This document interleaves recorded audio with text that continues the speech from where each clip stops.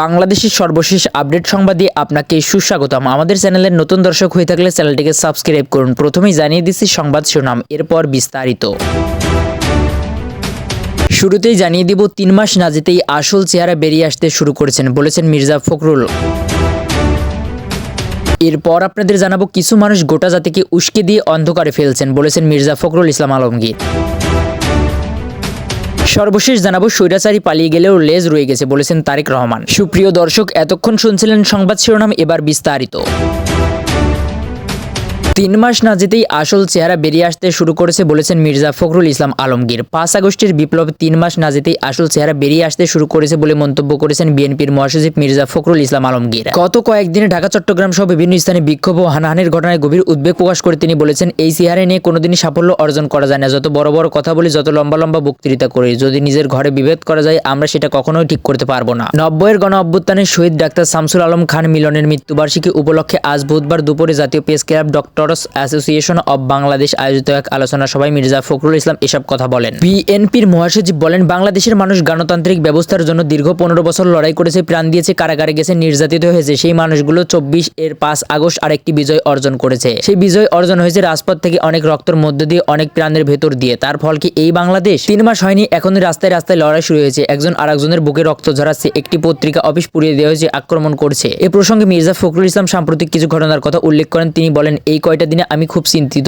উদ্বিগ্ন, ভয়াবহভাবে উদ্বিগ্ন। আপনি চিন্তা করতে পারেন ধর্মকে কেন্দ্র করে কি উন্মাদনা শুরু হয়েছে বাংলাদেশে। আপনি চিন্তা করতে পারেন যে মুক্ত মিডিয়ার জন্য আমরা এতদিন লড়াই করলাম, তার অফিস পুড়িয়ে দিচ্ছে। এই বাংলাদেশ তো আমরা দেখতে চাই না, আমি অন্তত চাই না। বিএনপির মহাসচিব বলেন, কি উন্মাদনা। কিছু সংখ্যক মানুষ আছেন আপনাদের সোশ্যাল মিডিয়া আমি দেখি না সহজে, কিন্তু যখন দেখি আতঙ্কিত হই। পুড়িয়ে দাও, জ্বালিয়ে দাও, এ ধরনের কথাবার্তা। চিন্তা করতে পারেন কোন জায়গায় নিয়ে যাচ্ছে বাংলাদেশকে। আমরা কি বুঝি আমার ভয়টা কোথায়, আতঙ্কটা কোথায়? আমরা কি বুঝি আততায়ীটা কোথায় ছুরি নিয়ে দাঁড়িয়ে আছে আমাদের পেছনে? বুঝি না। বুঝলে এ ধরনের দায়িত্বহীন কথাবার্তা আমাদের মুখ দিয়ে বের হতো না। হতাশা প্রকাশ করে বিএনপির এই নেতা বলেন, দুর্ভাগ্য আমাদের কিছু সংখ্যক মানুষ, তারা নিজেদের অত্যন্ত জনপ্রিয়, সবচেয়ে দেশপ্রেমিক বলে মনে করেন, আর গোটা জাতিকে তারা আজকে বিভাজনের দিকে উস্কে দিয়ে একটি অন্ধকারের দিকে ঠেলে দিচ্ছেন। কারণ নাম না উল্লেখ করে বিএনপির মহাসচিব উপস্থিত চিকিৎসকদের উদ্দেশ্যে বলেন, আপনারা গভীরভাবে চিন্তা করবেন। আমি কারণ নাম বলবো না, কারণ নাম বলতে চাই না। আপনারা ঠান্ডা মাথায় চিন্তা করবেন, যারা আজকে দেশকে বিভাজনের দিকে ঠেলছে, অনৈক্যের দিকে ঠেলছে, তাদের আমাদেরকে আসল শত্রু না মিত্র। আমি কথাগুলো ইচ্ছে করেই আজকে তুলে ধরলাম। প্রথম আলো ও ডেইলি স্টার পত্রিকা ঘিরে সাম্প্রদায়িক ঘটনার উল্লেখ করে বিএনপির মহাসচিব বলেন, আমি তীব্রভাবে নিন্দা জানাচ্ছি প্রথম আলো, ডেইলি স্টার সহ অন্যান্য সব পত্রিকার উপর যে আক্রমণ হয়েছে। আমি তীব্র নিন্দা জানাই তার। কারণ আমি সারা জীবন সংবাদ মাধ্যম কর্মীদের স্বাধীনতার জন্য লড়াই করেছি, এটা আমার বিশ্বাস, আস্থা। তিনি বলেন, গণতন্ত্র মানেটা কি? আপনি আপনার কথাটা বলবেন, আপনার সঙ্গে আমি একমত হতে নাও পারি, কিন্তু আপনার মত প্রকাশের স্বাধীনতাকে আমি আমার জীবন দিয়ে রক্ষা করব, এটাই গণতন্ত্র। এই প্রসঙ্গে বিএনপির মহাসচিব প্রথম আলো, ডেইলি স্টার পত্রিকা বন্ধ করার দাবি ও পত্রিকা দুটির প্রধান কার্যালয়ের ফটক ঘিরে বিক্ষোভের দিকে ইঙ্গিত করেন। তিনি বলেন, আপনি এক ফ্যাসিস্টকে উৎখাত করেছেন, কারণ সে আপনার গলা টিপে ধরেছিল, সে আমাদের মেলে ফেলেছিল, কথা বলতে দিত না, ভোট দিতে দিত না, হত্যা করেছিল, নির্যাতন করেছিল। না,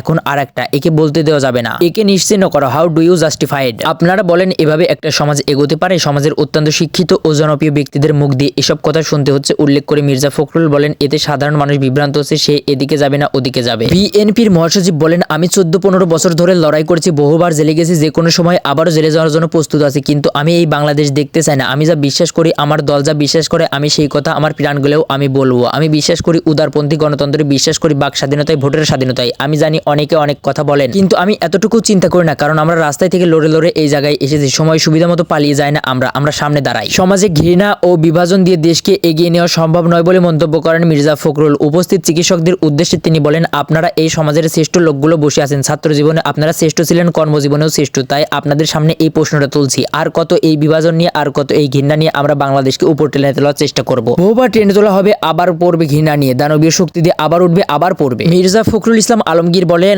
আমি এই কথাটা আজকে এজন্যই বলছি, ডাক্তার মিলন যে প্রাণ দিয়েছেন, এখানে আমরা সবাই তার অনেক গুণগান করলাম। আমরা কি দুর্ভাগ্য, কি ব্যর্থতা, আমরা মিলনের সেই আত্মত্যাগ সত্যিকারের অর্থে বাস্তবে রূপ দিতে পারিনি। তারা 1990 সালে যে প্রাণ দিয়েছিলেন ভোটের অধিকারের জন্য, স্বৈরাচার দূর করার জন্য, আর আজকে এই 2024 সালে ভোটের অধিকারের জন্য যুদ্ধ করতে হয়েছে। এটা কোন জাতি আমরা? এবারে যে সুযোগ হয়েছিল সবাই মিলে একসঙ্গে একজোটে এক একটা পরিবর্তন নিয়ে আসা। ছেলেরাও ছিল, আমরাও ছিলাম। আক্ষেপ প্রকাশ করে মির্জা ফখরুল ইসলাম বলেন, 3টি মাস হয়নি এখনো, এর মধ্যে আমাদের আসল চেহারা বেরিয়ে আসতে শুরু করেছে। এই চেহারা নিয়ে কোনোদিনই সাফল্য অর্জন করা যায় না, যত বড় বড়ই কথা বলি, যত লম্বা লম্বা বক্তৃতাই করি। তিনি দ্রুত সময়ের মধ্যে সংস্কার নিয়ে নির্বাচনের পথে যেতে অন্তর্বর্তী সরকারের প্রতি আহ্বান জানান। একই সঙ্গে যারা সরকারের উপদেষ্টা দায়িত্ব রয়েছেন তাদের এমন কথা না বলার অনুরোধ করেছেন যাতে জনগণের মধ্যে বিভ্রান্তি সৃষ্টি করে। ড্যাবের সভাপতি ডাক্তার হারুন আল রশিদের সভাপতিত্ব ও জ্যেষ্ঠ মহাসচিব মোহাম্মদ মেহেদী হাসানের সঞ্চালনায় আলোচনা সভায় আরও বক্তব্য দেন বিএনপির স্থায়ী কমিটির সদস্য ডাক্তার এজেড আলম জাহিদ হোসেন, চেয়ারপারসনের উপদেষ্টা পরিষদের সদস্য আমানুল্লাহ আমান ও ফরাদ হালিম ডোনার, ড্যাবের মহাসচিব ডাক্তার আব্দুল সালাম, বিএনপির স্বাস্থ্য বিষয়ক সম্পাদক ডাক্তার মোহাম্মদ রফিকুল ইসলাম, ড্যাবের সাবেক সভাপতি এ.কে.এম আজিজুল হক প্রমুখ।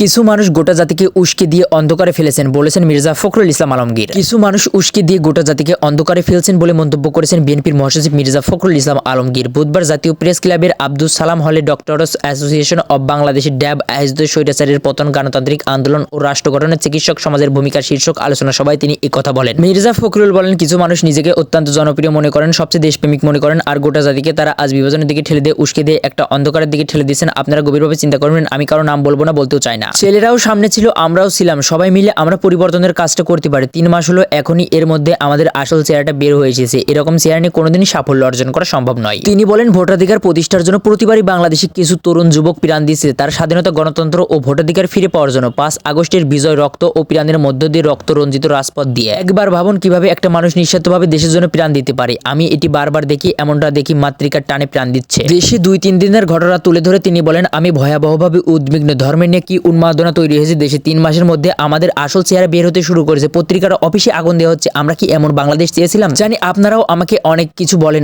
স্পষ্ট কথা, আমি লিবারেল ডেমোক্রেসি পক্ষের লোক, আমার দলেও তাই। আপনারা ভিন্ন মত একজনের সাথে থাকতে পারে তাই বলে কি তাকে কথা বলতে দেবেন না? তিনি বলেন, এক ফ্যাসিস্ট আমাদের গলা চেপে ধরেছিল, এখন আপনারা একে নিশ্চিহ্ন করতে চান, ওকে ধরতে চান। তাহলে সাধারণ মানুষ কোন দিকে যাবে? তাদের বিভ্রান্তর দিকে এভাবে নিয়ে যাচ্ছেন কেন? এইভাবে একটি সমাজকে এগিয়ে নিয়ে যাওয়া যায় না। সবাইকে ঐক্যবদ্ধ হওয়ার আহ্বান জানিয়ে ফখরুল বলেন, বিভাজনের কেউ মাথা নোয়াবেন না। আসুন, গণতন্ত্র পুনঃপ্রতিষ্ঠার জন্য আমরা ঐক্যবদ্ধ হয়ে লড়াই করব। 15 বছর ধরে গণতন্ত্র ও মত প্রকাশের স্বাধীনতার জন্য লড়াই করেছি। আপনাদের সাথে আমার মতের অমিল থাকতে পারে, তবে আপনার কথা বলার স্বাধীনতার জন্য আমার জীবন দিয়ে হলেও লড়বো আমি। স্বৈরাচারী পালিয়ে গেলেও লেজ রয়ে গেছে বলেছেন তারেক রহমান। স্বৈরাচার পালিয়ে গেলেও তার লেজ রয়ে গেছে মন্তব্য করেন বিএনপির ভারপ্রাপ্ত চেয়ারম্যান তারেক রহমান। বলেছেন, সবাইকে ষড়যন্ত্রের বিরুদ্ধে সতর্ক থাকতে হবে, কেননা বিএনপি ক্ষতিগ্রস্ত হলে দেশ ক্ষতিগ্রস্ত হবে। তিনি বলেন, স্বৈরাচার শেখ হাসিনা পালিয়ে গেলেও তাদের ষড়যন্ত্র এখনো থেমে নেই, তাই সবাইকে সতর্ক থাকার আহ্বান জানান তিনি। মঙ্গলবার রাষ্ট্র কাঠামো মেরামতের 31 দফা ও জনস্ফীতি শীর্ষক প্রশিক্ষণ কর্মশালায় ভার্চুয়ালি যুক্ত হয়ে প্রধান অতিথির বক্তব্যে তারেক রহমান এসব কথা বলেন। সিলেট বিভাগীয় বিএনপি আয়োজিত এই কর্মশালা নগরের শাহী ঈদগাহ শিল্পকলা একাডেমির অডিটোরিয়ামে সকাল 10টায় শুরু হয়ে সন্ধ্যা 5:15টায় শেষ হয়। তারেক রহমান বলেন, বাংলাদেশের গণতন্ত্র বিভিন্নভাবে বাধাগ্রস্ত হয়েছে। গণতন্ত্রের জন্য ছাত্র জনতা জীবন দিয়েছে। গণতন্ত্র বাধা গেলে জবাবদিহিতা নিশ্চিত হবে। মানুষের ভোটের অধিকার অর্থাৎ গণতন্ত্র অব্যাহত গেলে দেশ এগিয়ে যাবে। বিএনপির কেন্দ্রীয় সাংগঠনিক সম্পাদক জি.কে. গৌসের সভাপতিত্বে ও কেন্দ্রীয় প্রশিক্ষণ বিষয়ক সম্পাদক এ.বি.এম. মোশাররফ হোসেনের পরিচালনায় কর্মশালার প্রধান প্রশিক্ষণ ছিলেন বিএনপির মিডিয়া সেলের আহ্বায়ক ডাক্তার মওদুদ হোসেন পাভেল।